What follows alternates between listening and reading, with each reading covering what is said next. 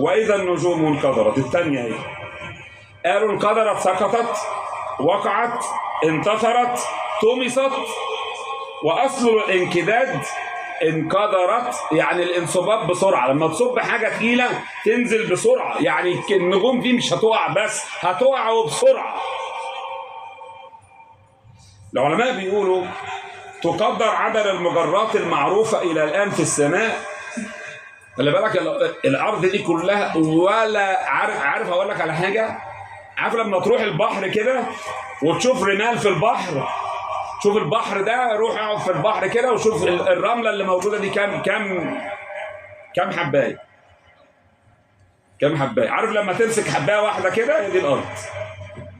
أنا بوصف لك الأرض بتاعتنا دي كلها على بعض، لما تروح البحر كده وتمسك حباية رملة واحدة بس تعرف تطلعها كده وتمسكها دي، أهي الأرض دي كلها باللي فيها هي حتة الرملة اللي أنت مسكتها دي. بيقولوا تقدر عدد المجرات المعروفة إلى الآن، لسه في حاجات مش معروفة في السماء، بحوالي 100 مليون مجرة. يعني اعتبر الأرض مجرة كلها على بعض، في شبه الأرض كده 100 مليون مجرة، كل مجرة فيها ملايين من النجوم. وانا بقول لك الحاجات دي، بقول لك ان النجوم دي هيحصل فيها ايه؟ هتقع. فشمسنا نجم صغير جدا، فمثلا هناك نجم يسمى الجوزاء فيه ملايين النجوم مثل شمسنا، وهناك نجم يسمى الشعرة اليمانية أثقل من شمسنا 20 مرة، وهناك نجم اسمه سهيل أقوى من شمسنا 2500 مرة. يقول العلماء لا أحد يستطيع أن يقدر عدد النجوم التي في السماء، فهناك مجرة واحدة. أنا قلت لك في كم مجرة شبه الأرض؟ شبه الأرض في 200 مليون. هقول لك واحدة بقى من 200 مليون دول قد إيه؟ بيقولوا إن هناك مجرة واحدة تسمى التبانة فيها 200 بليون نجم. 200 مش مليون، 200 بليون نجم، ما يزيد.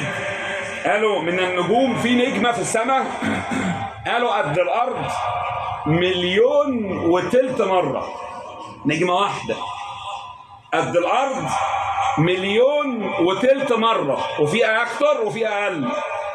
طب النجمة الواحدة دي بس، واحدة بس لو سقطت دي تعجلنا يابا، دي واحدة بس، ده في مجرة فيها 200 بليون نجمة. يا ساتر، اتصور بقى انت وإذا النجوم انقدرت. دي التبانة دي لوحدها تعجلنا. يقول سيدنا أبي بن كعب 6 آيات قبل يوم القيامة، قال منهم يعني بينما الناس في أسواقهم إذ ذهب ضوء الشمس وتناثرت النجوم وسقطت وسيرت الجبال ووقعت على الأرض ففزع الإنس والجن واختلطت الدواب والطيور والحيوانات فماتوا في بعض.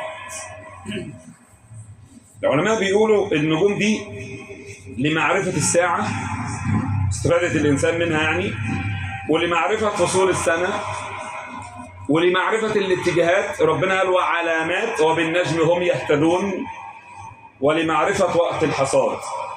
لا في ساعة ولا في فصول سنة ولا في اتجاهات ولا في حصاد ولا في نجوم، يبقى لا في شمس ولا في قمر ولا في نجوم.